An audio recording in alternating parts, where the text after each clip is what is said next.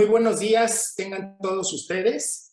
Mi nombre es Juan José Contreras Castillo y a nombre de la Dirección General de Desarrollo de Personal Académico de la Universidad de Colima, les doy la más cordial bienvenida a este conversatorio en línea.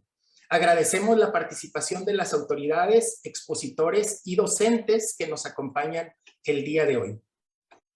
Antes de iniciar con este conversatorio y de ceder la palabra al primer expositor, le cedo la voz a la doctora Marta Eugenia Chávez González, quien nos dirigirá un breve mensaje en representación del doctor Cristian Jorge Torres Ortiz Cermeño, rector de nuestra universidad. Adelante, doctora Marta Chávez. Muchas gracias. Buenos días a todos y a todas. Pues con la representación del rector de la Universidad de Colima, les doy la bienvenida a todos ustedes y especialmente a los doctores Rubén Edel, Yadira Navarro y Germán Ruiz.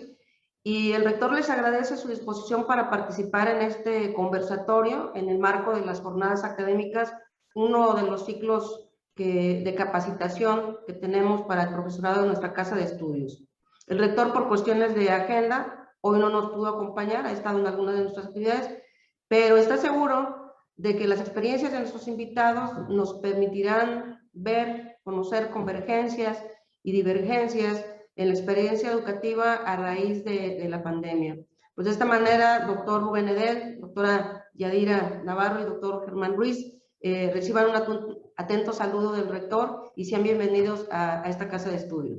Gracias.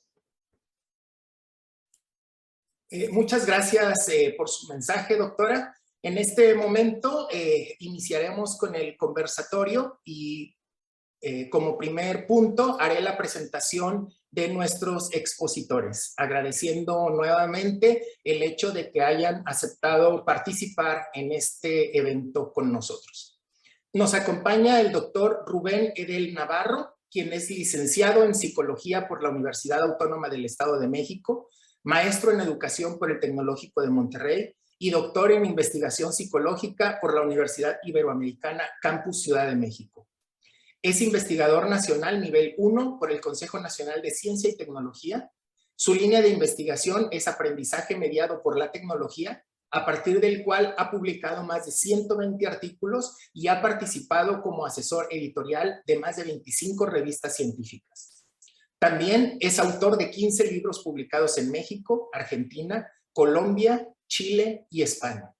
Es integrante del Padrón de Evaluadores del CONACYT y del Programa para el Desarrollo Profesional Docente de la Asociación para la Acreditación de Certificación de las Ciencias Sociales y de la Agencia de Promoción Científica y Tecnológica de Argentina.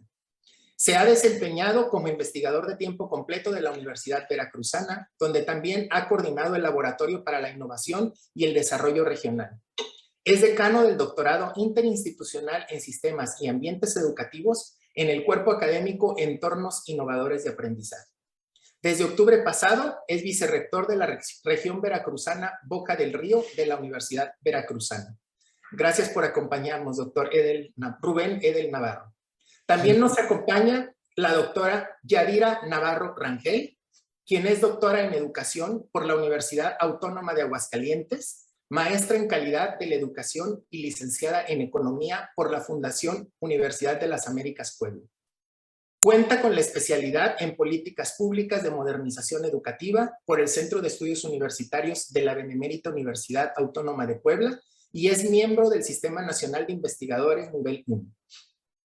Participó en el programa para líderes emergentes en educación en línea del Institute for Engaged Leadership in Online Learning from Penn State University y forma parte del equipo institucional de la UAP para el proyecto Comunidades Digitales para el Aprendizaje en Educación Superior, CODAES. Es miembro del Consejo Mexicano de Investigación Educativa, de la Red de Investigación e Innovación en Sistemas y Ambientes Educativos, del Espacio Común de Educación Superior a Distancia, de la Red TIC del CONACYT y de la Red de Tecnologías Educativas del Programa para el Desarrollo Profesional Docente y de la Red Mesoamericana de Investigación Educativa, la Red Temática para el Desarrollo e Incorporación de la Tecnología Educativa, y actualmente es coordinadora de posgrados multimodales en la Vicerrectoría de Investigación y Estudios de Posgrado y profesora investigadora en la Facultad de Ciencias Electrónicas en la UAP. Desde marzo de 2017, es la secretaria técnica del Consejo Académico Interinstitucional del Doctorado en Sistemas y Ambientes Educativos, programa institucional en el que participan la Universidad Veracruzana, el Instituto Tecnológico de Sonora y la UAP, en donde también fue coordinadora del 2014 al 2018. Ha realizado investigaciones en temas de usos de las TIC en educación, entornos virtuales de aprendizaje, comunidades de práctica, seguimiento de egresados, mercado de trabajo, trayectorias académicas y evaluación docente. Gracias por acompañarnos, doctora. También nos acompaña el doctor Germán Ruiz Méndez, quien es especialista en educación y tecnología, doctor en ciencias políticas y sociales por la Universidad Nacional Autónoma de México. Se ha desempeñado profesionalmente en áreas gubernamentales y de investigación, desarrollando actividades en temáticas como educación, salud, comunicación social y telecomunicaciones. También cuenta con publicaciones en los temas de su experiencia y ha sido expositor nacional e internacional en distintos foros. En su trayectoria como docente, es profesor de la Facultad de Ciencias Políticas y Sociales de la UNAM, la UAM, y formó parte como claustro académico del Instituto Latinoamericano de la Comunicación Educativa. Ha colaborado en la coordinación de proyectos internacionales en el ámbito de la educación, entre los que destacan la plataforma de cursos en línea MOOC, México X, con la Secretaría de Educación Pública de México, el canal de televisión satelital iberoamericano con la Secretaría General Iberoamericana y Ventana Educativa con el Programa Mesoamericano de Cooperación. En 2017 recibió el tercer lugar del premio INAP del Instituto Nacional de Administración Pública. Actualmente colabora como coordinador ejecutivo del Espacio Común de Educación en Línea para la Unión de Universidades de América Latina y el Caribe y coordina el programa Agenda Digital Educativa de la Coordinación General Aprende.mx y la Dirección General de Televisión Educativa. Gracias, doctor, por acompañarnos este día. Sin más preámbulo, daremos inicio a este conversatorio y en este momento le voy a pedir al doctor Germán Ruiz Méndez que inicie con una presentación. Muchas gracias. Adelante, doctor Germán. Gracias, muy buenos días a todas y todos. Agradecer a la doctora Chávez, al rector y a todos los profesores que están en esta sala virtual reunidos el día de hoy justamente para continuar analizando cuáles han sido estos retos, cuáles han sido los componentes centrales. Estamos todavía en uno de los puntos más críticos. Espero que hayan tenido un buen proceso de recuperación con la vacuna Moderna, que a varios no nos fue muy bien, así que desearles que tengan una pronta recuperación, salud sobre todo, y lo más importante, creo, y coincidiremos en este panel, que lo más importante está por venir. No debemos de bajar la guardia, no solamente en temas de salud. Creo que es importante e imprescindible hacer acciones para que las universidades y el sistema educativo no vaya a tener más rezagos de los que ya se están estableciendo. Si bien hemos visto, y me voy a permitir compartir la pantalla para contestar a las interrogantes de este conversatorio. Este conversatorio fuimos convocados para analizar y un poquito debatir sobre las cuestiones que han tenido que ver con el proceso de la experiencia, la transición de la enseñanza, cuáles han sido los retos también, particularmente del profesorado, y qué es lo que tendríamos que estar haciendo. Entonces, voy a contextualizar muy brevemente con unas láminas para poder guiar esta conversación, si así me lo permiten. Déjenme compartir un segundito. Bueno, muchas gracias. Rápidamente, para no comerme mucho tiempo, voy a ir rápido. La presentación la voy a dejar con mucho gusto aquí a los colegas organizadores. Pues simplemente hacer un recuento de lo que ha pasado con el sistema educativo nacional, el sistema educativo en el mundo a nombre de la Unión de Universidades de América Latina. Hemos visto pues prácticamente millones de alumnos que han estado tan solo en América Latina, si consideramos las escuelas cerradas, prácticamente más de 26 millones de alumnos han estado afectados por los cierres de todas nuestras universidades. Sabemos y estamos justamente aún debatiendo si debemos regresar o no debemos regresar. Ahora estamos en un pico muy álgido, estamos ahorita en un proceso también complicado. Muchas universidades han intentado ya regresar. Ha habido mucha resistencia también en la parte organizacional y en la parte sobre todo laboral. Este es uno de los últimos estudios que publica la OCDE. Lamentablemente, pues México siempre ocupa los últimos lugares en temas educativos y bueno, ahora por primera vez estamos en la cabeza, pero no es algo favorable. Ahora para la OCDE somos el país que más número de días ha tenido en América Latina con el cierre total de las escuelas. Esto quiere decir que más de 350 días, hay que decir que este estudio tiene un corte más o menos a la mitad del año pasado, así que sumemos el segundo semestre del año pasado, lo cual pues nos lleva a un número importante del cierre de las escuelas en nuestro sistema educativo nacional.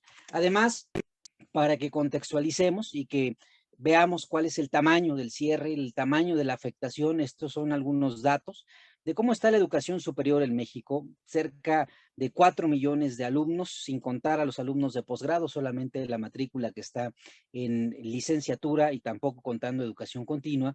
Vamos entonces a observar que tenemos una afectación de 401 docentes, 401,000 docentes que han estado también realizando estas labores de educación de emergencia remota en casi 6,000 escuelas e instituciones de educación superior. Si vemos también la matrícula, aquí por cuestiones numéricas, pues evidentemente están las universidades más grandes, empezando por la UNAM. Hay otros subsistemas, por ejemplo, como el Tecnológico Nacional de México, que no aparece en esta gráfica porque es considerado un subsistema más que una universidad, pero si lo consideramos sobre todo como universidades, gran parte de las universidades, las más grandes en cuestión de número de matrícula, pues han estado prácticamente cerradas, parcialmente cerradas algunas, se han establecido modelos de educación híbrida, ¿no? Lo que le podamos entender a este modelo híbrido. ¿Qué es lo que ha pasado? Y bueno, pues principalmente esto lo vimos, el auge de las plataformas educativas, las aplicaciones que han estado en la educación y que esto nos ha permitido entonces darle en el centro de lo que estaba justamente en el aprendizaje, que tiene que ver con la tecnología y el uso forzado ya de estas plataformas. Muchos tuvieron que migrar a estas plataformas, tuvieron que utilizarlas como el medio de comunicación. Muchas universidades empezaron a realizar webinars, cursos, microcursos para poder enseñarles a los profesores desde cómo crear una cuenta hasta cómo evaluar la clase, ¿no? Este fue uno de los grandes retos que todavía están viviendo las universidades, el tema de la competencia digital docente y las habilidades digitales. Y qué decir, bueno, esto conlleva también a analizar el tema de la conectividad. Con esto, vamos entonces viendo algunas de las cuestiones que sucedieron con la pandemia para que yo vaya cerrando aquí, vayamos abriendo la discusión. Primero, pues muchas universidades tuvieron que iniciar esta modalidad hacia los procesos de educación no presencial, ¿no? Hay que decir que fue una educación de enseñanza remota de emergencia, no fue por mucho, y no me dejarán mentir los colegas expertos aquí que me acompañan el día de hoy, que un poco se acerca a un modelo de educación a distancia, mucho menos abierto. Así que esto tuvo muchos retos, desde voltear a ver la infraestructura, desde analizar cuáles eran las capacidades instaladas, tanto de profesores como de alumnos, para poder llevar a cabo clases de estas a través del uso de plataformas, como hemos comentado, muchas las realizaron por distintas marcas o empresas que han estado presentes y que expandieron su mercado comercial. El teletrabajo para el personal que laboramos en las universidades también ha sido todo un gran reto.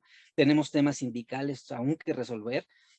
A lo largo de estos 2 años que han sucedido de pandemia, recuerden que ha habido también huelgas digitales, ¿no? Ha habido paros de sindicatos que han decidido no realizar las clases. Esto conlleva también a revalorizar la contratación docente, reajuste los calendarios escolares. Gran parte de América Latina tuvieron que hacer ajustes, se perdieron y se han perdido muchos días de los calendarios lectivos. Sin lugar a dudas, el uso de los repositorios educativos, el replanteamiento de la infraestructura educativa. Muchos voltearon a ver cómo estaban los servidores, cómo estaban todos los elementos tecnológicos y qué decir de los tecnopedagógicos para poder establecer una oferta educativa en la continuidad académica. Muchos iniciaron estos planes de continuidad académica, incluyendo también acciones específicas en salud. Con esto, pues estamos hablando justamente en la evaluación del aprendizaje a distancia, que también tuvo muchos retos, es decir, cómo evaluábamos, cómo hacíamos que los jóvenes prendieran la cámara, cómo hacíamos un examen, cómo realizábamos estos formularios para poder realizar acciones de evaluar el aprendizaje, que eso fue otro de los grandes retos. Y cómo establecieron también las universidades, en el caso, por ejemplo, de América Latina y de sus universidades, muchos alumnos, recordemos que estaban en procesos de internacionalización y que tuvieron que también verse afectados, algunos se quedaron en esos países donde estaban realizando sus estancias, así que esto también ha afectado la movilidad internacional y también la movilidad nacional. Y finalmente, por ahí me gustaría centrarlo, que me parece que tanto el doctor Rubén Edel como la doctora Yadira han trabajado mucho en el tema de las habilidades y las competencias digitales para la comunidad académica. Estos fueron, a grandes rasgos, algunos de los elementos que llevo al análisis para poder abrir la discusión en las siguientes intervenciones. Muchas gracias, doctor Germán, por esta interesante y muy ilustrativa introducción. Sin más, quisiera preguntarle yo a la doctora Yadira Navarro, para iniciar con este conversatorio, ¿cuál ha sido el proceso, su experiencia de transición de la enseñanza presencial a la mediada por tecnología en el contexto de la pandemia durante estos 2 últimos años que han sido muy complicados para la educación y para la comunidad internacional en su conjunto? Adelante, doctora. Gracias. No quiero iniciar sin agradecer la invitación y la posibilidad de encontrarme con colegas para discutir, para comentar temas tan importantes que, si bien en el pasado eran temas importantes, no tenían el peso que tienen ahora, el tema de la mediación tecnológica. Agradecer también al doctor Germán su presentación, nos permite centrar algunos elementos de la discusión sobre cómo ha sido este proceso, cuál es nuestra experiencia en la transición de la enseñanza mediada por tecnología. En el caso de la universidad en la que yo trabajo, la Benemérita Universidad Autónoma de Puebla, tuvimos que reorganizarnos para responder a este reto, y creo que sucedió en todas las universidades. Creo que no me dejarán mentir y reconoceremos que ha sido un proceso tortuoso, incierto, en donde hubo diferentes momentos a lo largo del tiempo. Primero había una suerte de impasse esperando que esto pasara.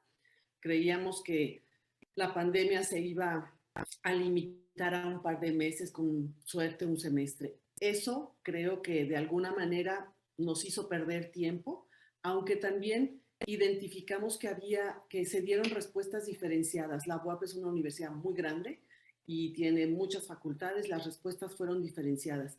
A nivel institucional pudimos identificar que sí hay respuestas diferenciadas en función de muchísimas variables que todavía estamos discutiendo. Pero bueno, la desigualdad incluso al interior de la institución sobre la infraestructura era uno de los primeros elementos. El tema central era qué va a pasar con la salud, la educación. Los primeros meses pasó a ser menos relevante, ¿no? Se pensaba que podíamos esperar un semestre para seguir haciendo. Lo que siguió más adelante fue, y de alguna manera nos mostró las habilidades y las capacidades de los líderes académicos, porque también hubo respuestas diferenciadas. Fue claro que la reacción de docentes y de gestores académicos fue diferente. Sin embargo, esta propuesta nacional lanzada desde la NUYE sobre la continuidad académica trató de dar rumbo.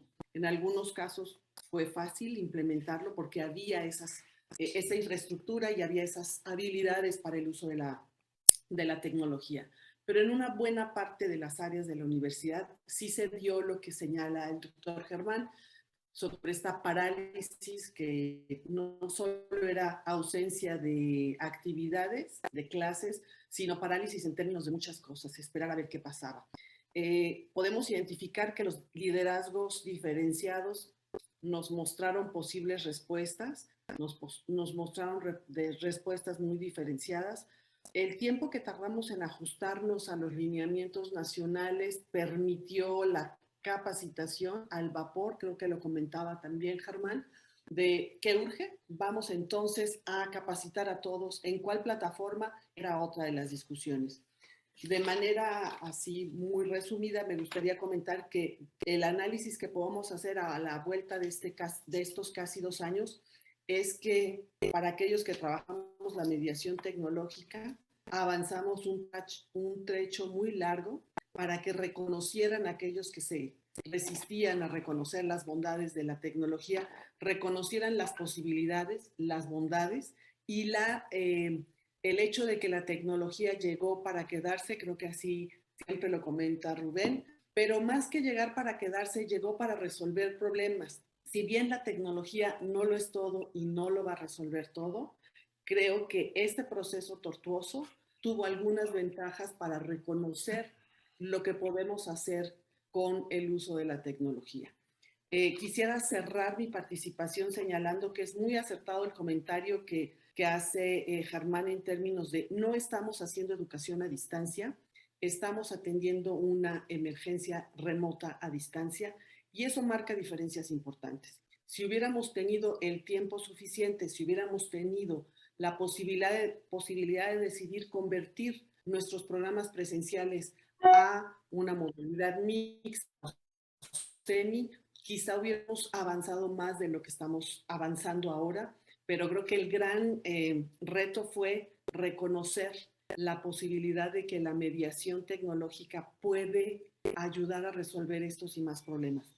Otro aspecto relevante es que aquellos que tanto se resistieron a el uso de la tecnología ahora la están utilizando y son en buena medida aquellos que ya no quieren regresar, ¿no? Por comodidad, porque están aprendiendo, por, no sé, por muchas razones. ¿Qué sigue ahora?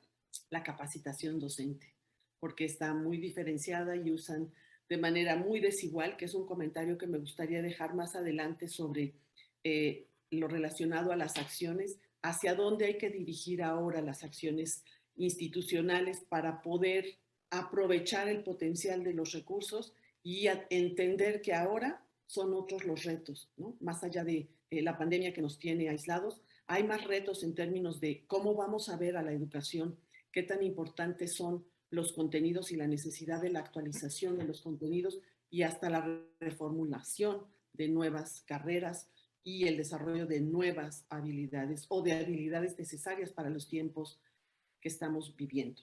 Gracias, doctora.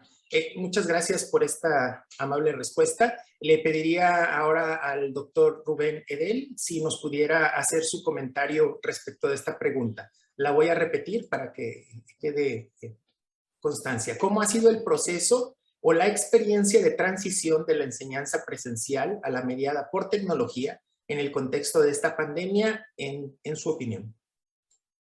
Sí, muchísimas gracias, maestro Juan. De la misma manera, bueno. Gracias, con gusto. Pues yo retomaría un poquito la conversación haciendo una retrospectiva y visualizándonos en el nivel en donde estamos. ¿Qué sucedió con la pandemia ya para que vayamos analizando lo que tenemos que hacer para venir?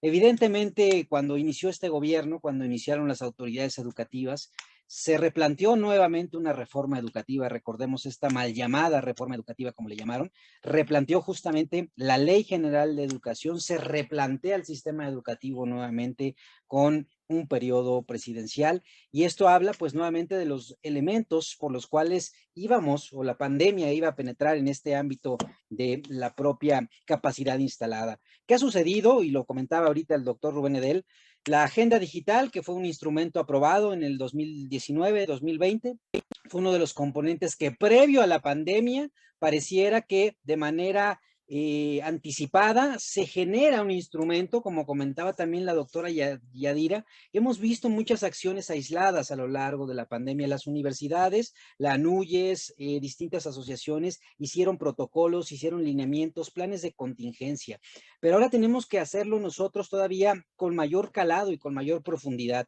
En este sentido, vemos entonces lo que pasó, se cerraron, fuimos de los primeros países en América Latina que cerramos de manera determinante las escuelas. Fue, si no mal recuerdo, el 17 de marzo cuando se llama el sector salud y el sector educación para cerrar justamente todos los planteles en todos los niveles de las escuelas. Fuimos de los primeros países en Latinoamérica que cerramos. Por ejemplo, Nicaragua jamás cerró las escuelas.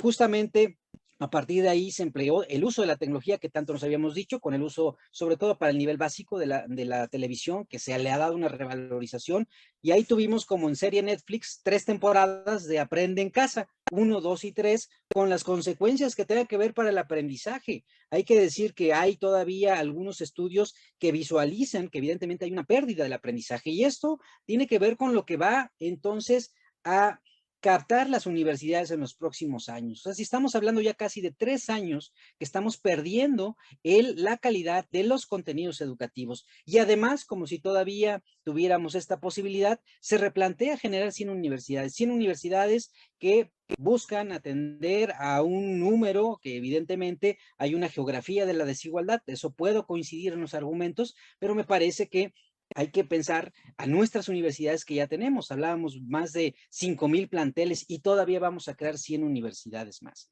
Y además, pues ya justamente a lo largo de esta transformación y a lo largo de este planteamiento hacia una transformación, pues se genera un cambio, ¿no?, de titular, ¿no?, a partir del licenciado Esteban Moctezuma, ahora con la maestra Delfina, para replantear justamente esto. Y como lo comentaba el doctor Rubén Edel, como de avanzada, contamos ahora con una nueva Ley General de Educación Superior. Ya desde 1978 no teníamos una Ley General de Educación Superior, lo cual pues conlleva justamente a los niveles de poder establecer qué es lo que va a pasar para lo que venga. Ahora es justamente el momento para replantear las habilidades digitales, la competencia, la agenda, la calidad de las instituciones de educación superior. 2 elementos fundamentales para cerrar esta intervención. En esta Ley General de Educación Superior se establece la creación del consejo que regulará y que están ahí prácticamente las y los rectores de todas las universidades, y se establece también un consejo para empezar a evaluar la calidad educativa, es decir, tener indicadores que en verdad lleven a la pertinencia y a la profundidad de lo que está sucediendo en las universidades. ¿Cómo las evaluamos? Las evaluamos por presupuesto, las evaluamos por resultados, las evaluamos por el número de investigadores. Ahí hay que replantearse, y justamente las universidades tienen que plantear en algo que me parece que también el doctor Edel lo comentaba muy bien. Estamos administrando la incertidumbre. Somos esta generación buca en entornos educativos donde está la vulnerabilidad, donde está lo incierto, donde está también todos los elementos que nos llevan entonces a hacer nuevos retos para podernos configurar. El gobierno prácticamente ha dejado solo a las universidades, y esto hay que decirlo. Hay que ver que ha habido una constante, sobre todo en los recursos, pero es importante ya hacer nuevas revalorizaciones. Muchas gracias, doctor Germán. Vemos realmente que tenemos muchos retos enfrente de nosotros como instituciones. Vemos que se han hecho esfuerzos diferenciados, y vemos que una de las preocupaciones más importantes pues es la capacitación docente, la generación de contenidos de calidad que nos permitan ofrecer educación de calidad, ¿no?, a través de una buena capacitación, de una buena generación de competencias digitales y de unos buenos contenidos desarrollados específicamente para la modalidad, ¿verdad? Porque puede que los contenidos sean muy buenos para la modalidad presencial, pero esta transición de emergencia, pues puede no haber sido el mejor uso o el mejor momento para cómo teníamos la educación. Entonces, con base en esto, me gustaría preguntarle al doctor Rubén, ¿cuáles han sido los retos institucionales, dado que usted mencionó que había retos institucionales de profesorado, etcétera? Estos retos institucionales, principalmente con el estudiantado y con los profesores específicamente, en este proceso o experiencia de transición, y cómo lo han visualizado ustedes para realizar algunas acciones respecto de estos retos. Sí, en efecto, yo concuerdo con lo que acaba de exponer el doctor Germán. En su primera intervención hacía acotación a uno de los indicadores que me parece que ha sido álgido en este aprendizaje acelerado y que tiene que ver con el teletrabajo. Toda esta transformación de la actividad académica por parte de profesores y por parte de estudiantes han sido uno de los principales retos.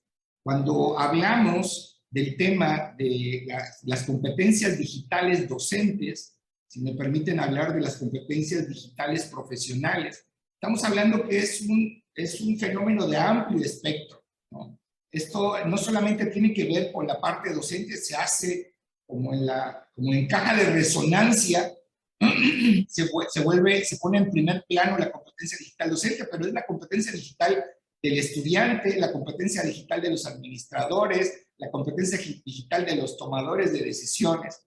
Y esto recordaba un poco que, miren, y que no se tome a reclamo nacional, pero que esto justo en la Universidad de Colima, hace 7 años, el 24 de junio del 2014, se los compartí en el chat, discutíamos acerca de este tema, ¿no?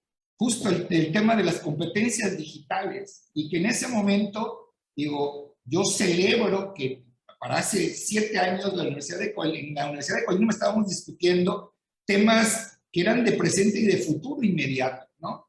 Pero si ustedes leen esa nota, se van a dar cuenta que estamos atrapados en pensar que esto se resuelve tecnológicamente hablando, que esto es equipamiento, que esto es infraestructura, pero esto va más allá del equipamiento y de la infraestructura. Las universidades tenemos como reto, nos podemos equipar hasta los dientes de tecnología, ¿no? Hasta los dientes de infraestructura, pero si no tenemos claridad en los procesos didácticos y pedagógicos, si no tenemos claridad de cuál es nuestro compromiso para incidir en el desarrollo cognitivo de nuestros estudiantes, de poco nos va a servir la tecnología. ¿De acuerdo? Entonces, ese es uno de los grandes retos que tenemos en las nuevas formas de adaptación al teletrabajo, nuevas formas de gestión, nuevas formas de organización, nuevas formas de adaptarnos a los recursos digitales con los cuales tenemos y de eficientar los recursos digitales que tenemos. Esto tiene que ver con la administración del tiempo también. Y nos metemos a este compromiso que tenemos también de desarrollar habilidades blandas en nuestros estudiantes, que le está demandando el futuro laboral inmediato. O sea, esto no es de futuro, esto es de presente. Entonces, esos son uno de los principales retos. Reorganizarnos, ¿sí? Reorganizar las acciones institucionales para poder cumplir cada una de las instituciones con nuestra misión y nuestra visión. Como se dan cuenta, son enormes los retos, y que afortunadamente tenemos un gran aliado. Fíjense bien, y van a decir, no es bipolar mi discurso, nuestro gran aliado es tecnológico, pero tenemos que tener un fundamento pedagógico y didáctico para convertirlo en nuestro aliado, ¿sí? Para convertirlo en nuestro cómplice. Todo este tema que tiene que ver con aulas híbridas, con la colaboración mediada por tecnología, pues nos daría como para otro conversatorio para poder discutir al respecto. Pero yo quiero dejar la palabra a la doctora Yadira. Muchas gracias, doctor Rubén. Esto es algo muy interesante porque da pie a una terminología que últimamente tiene mucho auge, interesante incluir, digamos, dentro de los conceptos que se manejan en las instituciones, y que es la transformación digital de las instituciones educativas, ¿no? En la cual podemos involucrar procesos, podemos involucrar capacidades, podemos involucrar infraestructura, capacitación docente, entre muchas otras cosas, ¿no? Entonces, doctora Yadira, si pudiera también comentarnos su opinión respecto de esta temática, por favor. Muchas gracias. Sin lugar a dudas, es el tema que mayor nos convoca, es decir, ¿qué tenemos por delante? A lo largo de estos 2 años estábamos en el proceso de atender, yo digo a veces parchar cosas, pero la angustia de qué vamos a hacer para que estas maneras de atender o de resolver esta emergencia pues sean eficientes, sean mejores y dejen aprendizajes. Yo hacía una lista de un par de retos, y de el que en mi opinión es uno de los más importantes, es que uno de los retos es reconocer o identificar o formular formatos diferentes para la actualización y la formación docente. Hay que reconocer esta necesidad y realizarla de manera distinta. En una de las diapositivas, me parece, o comentarios de Germán, se hablaba de esta necesidad de mejorar o hacer uso de los recursos tecnológicos, pero también de las formas distintas de ofrecer actualización, que podría ser la educación continua. En una buena parte de las instituciones se desarrolló más esta parte de la educación continua porque era la salida para atender esta actualización sin tener que mover, que nos cuesta mucho a las universidades, sin tener que mover los contenidos curriculares o las formas que ya se tienen de trabajar. Entonces, para mí la parte de formatos distintos de la actualización y la formación docente es uno de los principales retos. Allí se incluye también el desarrollo de estas habilidades, ya lo mencionaba Rubén, tanto habilidades digitales como habilidades blandas de todos, pero creo que el énfasis debería estar aquí centrado en el de nuestros alumnos, que es a quienes estamos formando. No debemos olvidar, y sí se señaló también, que la gestión académica requiere reformarse y la gestión administrativa también. Es decir, el personal que trabaja en esas áreas necesariamente debe estar desarrollando y ir a la par con nosotros sobre el desarrollo de habilidades digitales, pero desde la parte legislativa o de las estructuras, modificar estos procesos y procedimientos para la gestión académica. Es decir, no podemos seguir esperando que la gente vaya y firme, que entregue copias, que haga ese tipo de procesos que veníamos haciendo, aun cuando los criticábamos en lo presencial, lo hacíamos ahora, se vuelve absurdo, obsoleto y hasta tortuoso. Yo voy a poner mucho énfasis porque lo he estado identificando en mi universidad. Esta nueva forma de trabajar y de atender la emergencia remota nos mostró que no necesariamente los contenidos disciplinarios como se venían manejando en lo presencial eran los más adecuados. Creo que fue como verse en la televisión o verse en esta ventana de qué era lo que realmente se estaba trabajando en términos de contenidos disciplinarios. Y en algunos casos nos sorprendió ver que eran contenidos obsoletos, actividades poco relevantes, poco significativas, pero verlo en la pantalla es distinto, ¿no? Los alumnos incluso tenían más elementos para juzgar de lo que se les estaba ofreciendo como contenidos curriculares. Estos contenidos y estos cursos, por ejemplo, sin lugar a duda, trasladar el formato presencial al formato con mediación tecnológica hizo ver muy burda la manera en que estábamos trabajando. Hubo espacios en donde sí se dio esta transformación lenta, pero sí una transformación de los contenidos en el formato actual. Aún con ello, nos damos cuenta de que tenemos programas exageradamente cargados en contenidos, en información, más que en metodologías y en formación de habilidades o desarrollo de habilidades.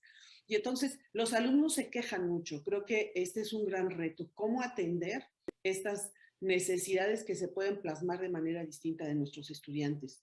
Creo que tomando en cuenta el trabajo que realizaron los profesores, que fue un esfuerzo realmente impresionante de no haber desarrollado nunca habilidades y ahora intentar desarrollarlas al vapor, esto hace la necesidad de replantear las legislaciones o los marcos laborales, ¿no? Es decir, ya tenemos que evaluarnos y reconocer la actividad que hacemos de manera distinta al interior de las universidades. La parte de las asistencias, del reconocimiento, de la forma en que evalúan los profesores, todo eso deberá ir ajustándose, pero lo ideal sería que cambie en un sentido más reconociendo el trabajo que realmente realizan los docentes, que no es solo ir a clases, sino es elaborar contenidos, actualizar contenidos, desarrollar habilidades, porque ha sido tortuoso. Una gran parte de los profesores se queja de un agotamiento por un exceso de trabajo y buena parte de las discusiones era, ahora trabajamos más que antes. Gracias. Gracias, doctora. Doctor Germán, si quisiera complementar las participaciones, por favor. Gracias. Pues bueno, ya nada más para ir también guiando hacia dónde tendríamos que ir transitando como sociedad, como sistema educativo. Creo que me parece importante, y lo comentaba también la doctora Yadira, tenemos que hacer sinergias, tenemos que juntarnos. Este es un estudio que encabezó el doctor Rubén Edel Navarro, aquí presente. Él fue el coordinador de las mesas de trabajo en la Agenda Digital Educativa para la ANUYES. Y la verdad es que este estudio, que está por publicarse, en cuanto tengamos la disponibilidad, con gusto los invitaremos a la presentación de este estudio, donde pues voltea a ver este grupo de trabajo y con el análisis y el liderazgo del doctor Rubén Edel, analizar justamente la competencia digital docente en sus 3 niveles, cognitivo, procedimental y actitudinal, para poder tener un punto de partida, para tener datos, para tener indicadores, pero sobre todo para establecer las rutas del porvenir. Es necesario, como comentaba hace rato, tenemos a las universidades prácticamente paralizadas o cada universidad afrontó la pandemia como le pudo hacerlo con sus propias capacidades. Pero yo creo que hay una gran capacidad instalada para poder desarrollar formación, indicadores, certificaciones que hablen justamente de esta nivelación de lo que tenemos que ver para los siguientes años. Ahí es donde entonces hay que buscar esta colaboración. Estamos solos prácticamente, no esperemos que el gobierno haga. Nosotros como docentes, como autoridades universitarias, quienes sean, como personal administrativo, hay que hacer, porque finalmente las pérdidas de los aprendizajes de los jóvenes están prácticamente en gran riesgo para los próximos años. Ahí hay mucha colaboración, aquí hay algunos ejemplos de lo que se puede hacer justamente en el rubro, sin esperar necesariamente que el gobierno sea liderazgo. El gobierno ha estado prácticamente paralelo a lo que está sucediendo. Son las universidades, son los profesores, son los académicos, son los alumnos, estas mejores experiencias que hemos visto ahí de repositorios, de chat, de utilizar TikTok ahora, por ejemplo, en temas educativos, utilizar las redes sociales como un verdadero uso educativo. Eso es lo que importa finalmente. Tenemos entonces, para ir guiando lo que tenemos que hacer, planificar, reabrir, pero reabrir con un sentido de recuperar justamente los aprendizajes. Es decir,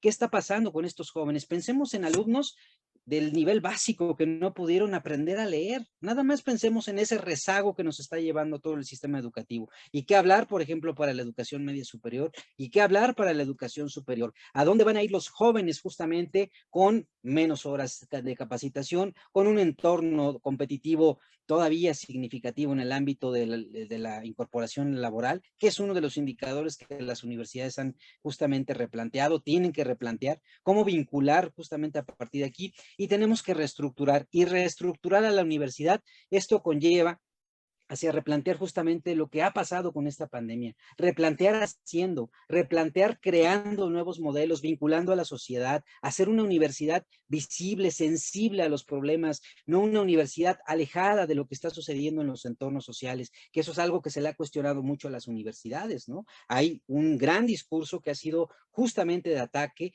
hacia que las universidades se han desvirtuado, se han desvinculado de los problemas sociales. ¿Dónde está la investigación, la ciencia y la tecnología? Creo que las universidades pueden recuperarlas. Ya para finalizar, algún profesor comentaba en este chat, ¿por qué las grandes plataformas han sido los grandes ganones en esta pandemia? Porque no hemos tenido la capacidad de crear nuestras propias plataformas, software. Algunas universidades, por ejemplo, desarrollaron durante esta pandemia códigos para poder generar plataformas y no cedérselos a Google, a Microsoft, a Harvard, al MIT. Desarrollaron sus propios conocimientos. Creo que ahora tenemos que hablar entonces de lo que viene en esta revolución tecnológica, hablar de transformación digital, pero ¿qué estamos creando para que esa transformación digital se convierta en un valor de la educación, en herramientas propias que nos conlleven a replantear y a reabrir las universidades con todo el sentido social que merece? Muchas gracias, doctor, por su participación.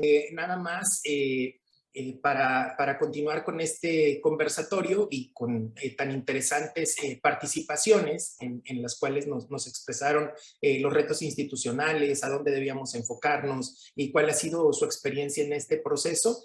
También me gustaría preguntarles, porque, bueno, no solo podemos enfocarnos en las cosas malas y en las cosas que vienen, sino lo que se ha hecho. También ha habido buenas prácticas, buenas ideas de parte de los profesores, buenas ideas de parte de las instituciones, ha habido adaptaciones a los procesos rápidamente, ha habido mucha flexibilidad de parte de las instituciones para adaptarse a este proceso. Entonces, me gustaría que nos comentaran cuáles han sido o cuál es su opinión respecto de estas buenas prácticas, de estas buenas experiencias que han tenido ustedes en sus instituciones, y a partir de ahí, ¿cuáles ven ustedes que sean las tendencias que pudiera tener esta educación a partir de este momento, para saber si no, si el hecho de que tengamos que regresar de manera presencial no es un retroceso, si ahora ya tenemos, digamos, otra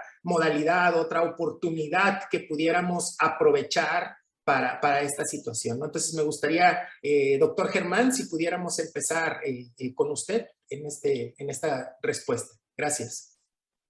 Pues a mí me parece que lo que tenemos que hacer es replantear el quehacer universitario usando la tecnología y aprovechando. Lo más importante, me parece que hay dos temas que hay que focalizarse. El primero, evidentemente, tiene que ser la eventual retorno a las actividades, a la normalidad, que se le ha llamado así, pero hay que regresar a las actividades por cuestiones también de empezar a generar un vínculo con la comunidad educativa, un acercamiento para poder establecer esto. Eso me parece importante, retomar la actividad continua de las universidades, y hay que recuperar aprendizajes, hay que establecer programas de recuperación de aprendizaje. ¿Qué decir también de la educación y de la salud emocional, de la salud mental, que también se ha visto deteriorada a lo largo de estos 2 años y medio? En la mañana, justamente desde la presidencia, se le hacía un nuevo llamado a las universidades de ya abrir las escuelas, por cuestiones de salud, por cuestiones de convivencia, por cuestiones de análisis. Me parece que ahí es por donde hay que hacer todo lo que se ha sucedido. Comentábamos la colaboración, la vinculación, la articulación. La pandemia nos ha potencializado. Es más, hoy en día estamos conectados gracias a una plataforma. Podríamos hacerlo presencial, pero esto nos ha permitido a veces estar en otros espacios, justamente en el ciberespacio. Yo creo que hay que aprender a utilizar esta tecnología sin perder el sentido social de interconexión de la universidad, que no se pierdan estas fibras sensibles de conexión, la parte emotiva, la parte social. Los problemas se tienen que analizar con los maestros, con los alumnos. Hay mucho que efectivamente nos deja esta pandemia, que tiene que ver con estas habilidades que nos hicieron ser obligados en estos entornos digitales. Ahora hay que potencializarlos, hay que crear, hay que capacitar, hay que formar, hay que guiar a los jóvenes para que estas nuevas habilidades digitales en los entornos cambiantes que nos vengan, estamos hablando de una cuarta ola, posiblemente vuelva a venir otra, no lo sabemos. Tenemos que aprender a ser resilientes, aprender a capacitar desde esta perspectiva. Creo que hay mucho todavía que podemos venir vinculándonos desde las universidades y a partir de las grandes experiencias que se hicieron. Muchas gracias, doctor. Doctora Yadira, nos gustaría escuchar su opinión. Gracias. Muchas gracias.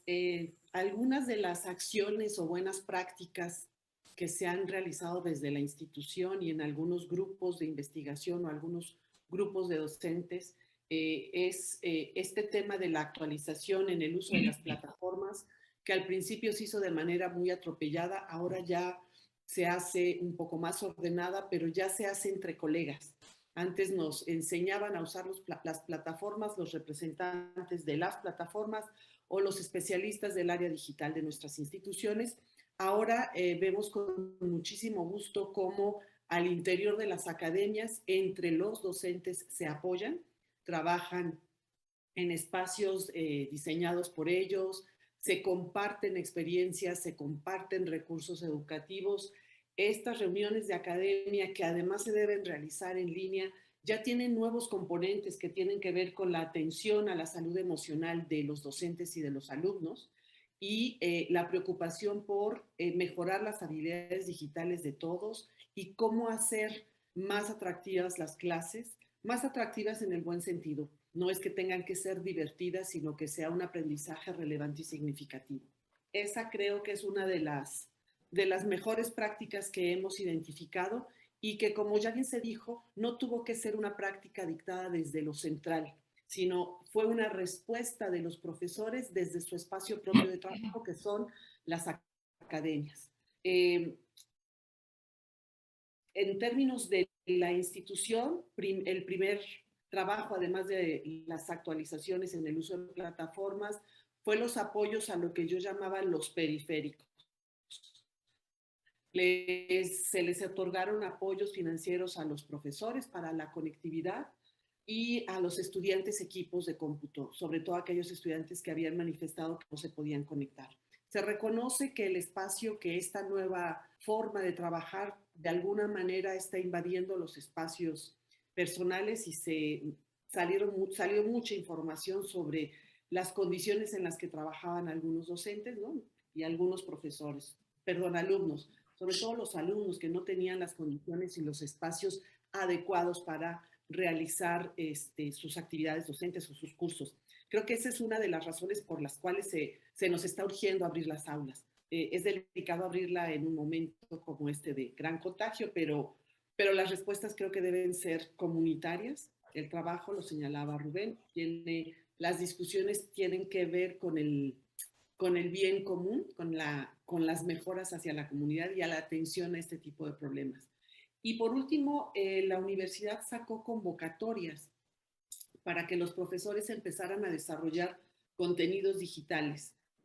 Además de recibir un incentivo financiero, recibieron algún apoyo para trabajar contenidos y fue muy grato ver a aquellos docentes que se negaban por completo a trabajar con las tecnologías, con un acompañamiento, ir haciendo, incursionar en el uso de las tecnologías y mejorar desde su visión, porque a mí sí me interesaba esta idea que tenían de la tecnología, que la rechazaban, así que no sirve para nada, que obstruye, cambiar esta visión y eso ayuda mucho, porque entonces las propuestas de innovación, de mejora, de uso de la mediación tecnológica ya son recibidas de manera distinta. Antes de cerrar, quisiera comentar, tuve tiempo muy tarde de leer algún comentario sobre algo que yo decía, que los maestros se quejan de que trabajan más que antes, y muy atinado el comentario en el chat sobre, por supuesto que aquellos que no tenían las habilidades ni las capacidades o habían desarrollado tenían que trabajar más. Pero también quiero señalar que las instituciones en algún momento, al menos en la mía, les dio por la preocupación de la vigilancia. Entonces, a los profesores se nos metió en esa lógica de reporta cada mes que haces y con evidencias y copia aquello. Entonces, había, además de este doble esfuerzo de preparar el curso, si se tenía o no las habilidades digitales, estar preparando las evidencias porque cada mes estaban tratando de monitorearlos y de ver si estábamos cumpliendo. Eso generó un desgaste y una molestia con los profesores, pero se debía también a que la realidad es que había profesores que se ausentaban. Entonces, se generaron otras lógicas, otras discusiones y se generó más trabajo para los docentes. Desaparezca por lo menos la vigilancia, pero que sí se mejoren las acciones a partir de estos esfuerzos que yo identifico se han hecho desde la academia con las reuniones de academia y dependiendo de los liderazgos académicos de ciertos grupos de profesores. Gracias. Muchas gracias, doctora, por esta ilustrativa opinión. Adelante, doctor Rubén, por favor. Voy a tratar de hacer una suerte de armonización entre lo que han aportado mis colegas, a ver si me enloquezco, entre lo que han aportado mis colegas y lo que están discutiendo vehementemente en el chat. Están muy activos Juan Carlos, Eduardo, Debra y Ana Karina, y espero poder armonizar mis comentarios en ese sentido.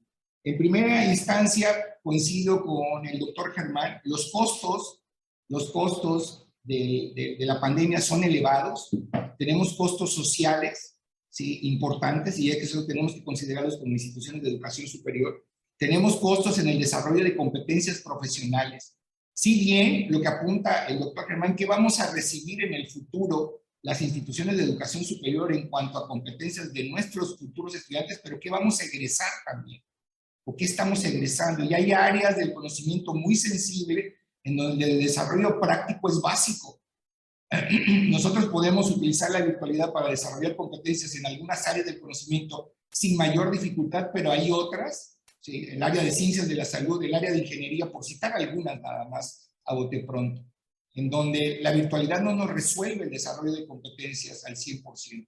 Por más que existan simuladores, por más que existan avatares, por más que existan recursos digitales. Entonces ahí tenemos una situación que debemos de atender. Yo creo que una de las, si quisiera yo resumir, dentro de las buenas prácticas que hemos tenido institucionales, es la flexibilización de los sistemas, ambientes y entornos educativos. En ese sentido, nuestra responsabilidad ha sido armonizar, y eso también lo discutí aquí en el chat, el tema de hablar, este tema es tecnológico. Si nosotros nos radicalizamos, fíjense bien, nos polarizamos a decir, es que esto es tecnológico, ah no, esto es didáctico, ah no, esto es cognitivo, no son las tres cosas. Ahí hay una triada, tecnología, didáctica y cognición, que necesitamos armonizarlos. Radicalizarnos en cualquier en cualquier punto de esto, va a ser una falla de pensamiento institucional, una falla de pensamiento individual, personal, colectivo. Los modelos, las modalidades híbridas de aprendizaje es una conjunción de todo eso. Una modalidad híbrida no se resuelve con la parte tecnológica. Una modalidad híbrida tiene un componente pedagógico, tiene un componente logístico, tiene un componente administrativo, y ahí coincido con lo que refiere la doctora Yadira. Hablamos frecuentemente, comúnmente, de rediseño educativo, que esa es otra de las buenas prácticas que hemos desarrollado en la Universidad de Veracruzana. Meternos a repensar las experiencias educativas y transitarlas hacia las modalidades híbridas. Sí, pero tenemos un tema generalizado en las instituciones de educación superior que es, pensemos en el rediseño administrativo. Hablemos de rediseño administrativo, hablemos de rediseño logístico, porque parecería ser que el foco solamente está ahí, pero un componente importante para que esto suceda también tiene que ver con esas dimensiones de la educación. Ahora, decían por ahí, bueno, ¿y cuál sería la apuesta innovadora? Decía uno de los participantes del chat, un poco adelantándome de esto, la vinculación de los nuevos programas. Pensemos en la vinculación interinstitucional. Son momentos de colaborar de manera interinstitucional, son momentos de pensarse de manera multidisciplinaria. Toda esta formación monodisciplinar, los llaneros solitarios, ya se murieron, ¿sí? Ya no operan, ya no funcionan. Y vean un reflejo aquí de lo que está sucediendo, veamos nuestras diferentes trincheras del conocimiento y cómo estamos discutiendo de temas que son transversales y que son necesarios para la universidad. La pertinencia social, ¿no? Necesitamos repensar nuestra pertinencia social como universidad. Si de algo nos va a demandar la post-pandemia, un poco adelantándome a quizá uno de los últimos cuestionamientos, está ahí.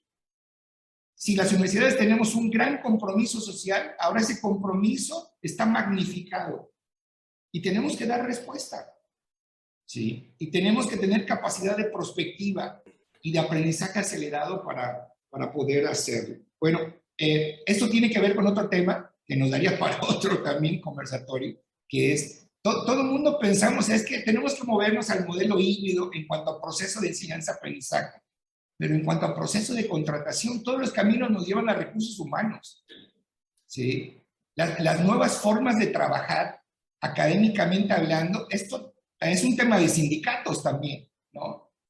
¿Cuál será la nueva forma de trabajar académicamente hablando? Si dicen esto que parecería cliché, que la virtualidad llegó para quedarse, pues llegó para quedarse académica, administrativa y laboralmente hablando. Y cada uno de esos campos merece una discusión profunda, permanente, formal y seria al respecto. Bueno, digo, me apasiona el tema y ya no continúo para seguir avanzando. Gracias, doctor. Gracias por su comprensión. Desafortunadamente, efectivamente, tenemos el tiempo muy recortado. Están tan interesantes las participaciones que no quise interrumpirlas en el tiempo que habíamos acordado. Esto alargó un poco la presentación de todos, pero era una información que nos conviene a todos, y como ustedes vieron también los comentarios en el chat, los profesores están muy contentos con estas opiniones, estas respuestas que hemos recibido de su parte. Voy a tratar simplemente para cerrar, vamos a dejar dos preguntas para los ponentes. Les daría 1 minuto a cada uno para tratar de responderla, estas preguntas, y posteriormente les haríamos llegar el resto a través de un correo electrónico para ver si sería posible que nos emitieran una respuesta. Algunas de las preguntas ya fueron respondidas con las participaciones, ustedes mismos las leyeron en el chat, pero quedaron algunos temas que creo que son muy importantes y que pudieran aportar muchísimo para nuestros profesores. Una de ellas es, ¿qué hacemos ante la evidente brecha que existe entre lo que tienen los estudiantes, que tienen todos los elementos para poder participar en una modalidad de este tipo, y los que no la tienen? Y también, ¿cuál consideran ustedes que podría ser digamos, acción importante que nos permitiera a nosotros lograr que nuestros estudiantes tuvieran más autoexigencia ante ellos, porque sí, efectivamente nos piden a los profesores que nosotros otorguemos una educación de calidad, que le echemos todas las ganas, que comprobemos, que confirmemos, etcétera. Pero a los estudiantes, ¿cómo les pedimos esa autoexigencia, esa exigencia que podemos tener con ellos? Y sobre todo, ¿cómo convencerlos de participar en esta modalidad? Entonces, voy a empezar con la doctora Yadira. Un minuto, doctora, por favor, que vamos un poquito retrasados. Gracias. Gracias por aclarar que debemos ser muy breves. Diría que la brecha digital es algo de lo que la brecha económica, la brecha digital, todo esto se evidenció. Y creo que tenemos que atender de manera diferenciada y eso implicaría que tuviéramos programas que atendieran y reconocieran las habilidades con las que llegan los alumnos y atender con acciones remediales, con un efecto de mayor docencia, mayores recursos, mayores actividades, mejores condiciones para aquellos que vienen en desventaja, ¿no? Son los apoyos diferenciados. Y esto va en términos de los accesos, lo didáctico y hasta apoyos de tipo financiero. Yo me quiero centrar este minutito o menos que tengo para el tema de qué hacemos para la autoexigencia de los estudiantes. Lo primero que se me ocurre es que esto es una de las tantas alarmas sobre la necesidad de rediseñar, reestructurar nuestros programas y nuestras formas de trabajo. O sea, ya cambió el contexto, ya cambió el entorno, ya cambiaron los recursos con los que trabajamos. Entonces, tienen que cambiar los contenidos y las formas de trabajo. Lo rápido que se me ocurre es la ventaja que tiene ahora el uso de estas herramientas y de plataformas es que ahora el profesor puede dejar muy claro y de manera permanente, es decir, dejarlo en la plataforma, las reglas claras de trabajo en el aula virtual o en el aula presencial. Es decir, ya podemos usar estos recursos de plataforma y decir, este es el programa, estos son los objetivos, algo que lo hacíamos hablando o dejándoles un papelito, ya lo podemos tener allí y interactuar con ellos. Estas son las reglas de trabajo, estas son las exigencias, estas son las nuevas formas de evaluación que creo que va por allí. Los alumnos exigen, pero quieren que se les evalúe como en el pasado con 3 tareitas. No, las formas de aprender están siendo modificadas, muchas cosas cambiaron y entonces las reglas de convivencia y de trabajo y de evaluación deberán cambiar. Así de manera rápida se me ocurre que cuando uno le presenta a su alumno, esto es lo que vamos a ver en este tiempo, de esta manera, con estos recursos, y así se va a evaluar, va necesariamente a obligarlos a responder a esos planteamientos iniciales del curso. Gracias. Muchas gracias, doctora Yadira. Doctor Rubén, adelante, por favor. Disculpen que insista, pero yo sería muy puntual. Repensemos nuestro compromiso social como universidades y todo lo que esto signifique. Repensemos en la reingeniería de funciones, puestos y actividades en las universidades. Esto no es retórica. Podemos hacer más con menos. Es una realidad. Podemos hacer más con menos. Institucionalizar con lo que esto signifique, y podemos irnos a la discusión, institucionalizar la virtualidad. Que entendamos perfectamente cuál es el fundamento y cómo opera la virtualidad de las instituciones de educación superior. Y clarifiquemos todo esto que está a nuestro favor, que son las modalidades educativas. Ahí había una pregunta de cómo va a responder el modelo educativo de nuestra universidad si no tenía contemplado la virtualidad. No, pues ningún modelo educativo. Ningún modelo educativo de las instituciones de educación superior. Y les voy a poner un ejemplo radical. Hay universidades que nacieron virtuales, ¿ok? Nuestras universidades, la UAP no nació virtual, la Universidad de Colima no nació virtual, la Universidad Veracruzana no nació virtual, y muchas de las universidades del lugar no nacieron virtuales. ¿Quién estaba preparado para esto? Ninguna. Y aún así, las que nacieron virtuales fueron trastocadas, ¿no? Fueron trastocadas porque plantearon nuevos retos. ¿Se dan cuenta? Entonces, si lo que teníamos que hacer ayer, y estoy diciendo de manera paradójica, lo que teníamos que hacer ayer era el rediseño educativo, lo que tenemos para mañana es el rediseño curricular, la actualización y rediseño curricular. Muchas gracias, doctor. Doctor Germán, adelante, por favor. Gracias. Bueno, pues rápidamente, buscando ser puntual. Recordemos la gran paradoja de la justicia social. Darle a las personas las capacidades para hacer, es decir, enseñarles a pescar y no darles el pescado. Me parece que estamos viviendo momentos igual y paradójicamente necesarios en la educación digital. Hay que enseñarle a la gente a usar las plataformas, hay que enseñarle a los docentes, hay que enseñarle a los jóvenes.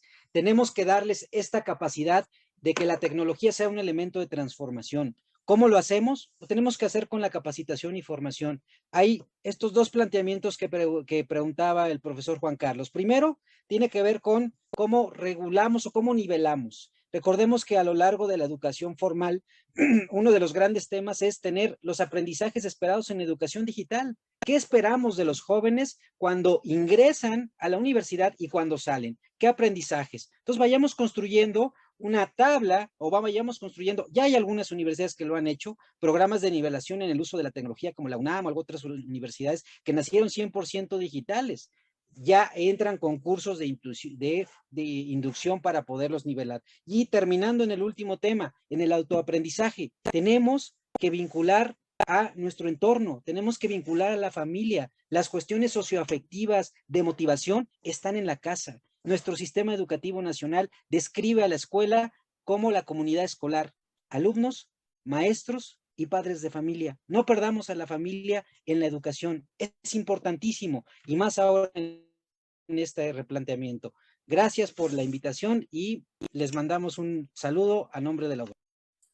Muchísimas gracias, doctor. Desafortunadamente, el tiempo no perdona y no se detiene. Este conversatorio ha sido sumamente interesante. Creo que nos vamos con mucha información que puede ser útil para nosotros si la aprovechamos. Puede ser muy benéfico para mejorar nuestra parte didáctica, nuestra parte académica, adaptar estos contenidos con los comentarios que ustedes tienen. Y pues no me resta más que agradecerles a nombre de la Universidad de Colima, a través de la Dirección General de Desarrollo de Personal Académico, el hecho de que hayan aceptado compartir con nosotros. Y también les comento que se les hará llegar una constancia a cada uno de ustedes en forma digital.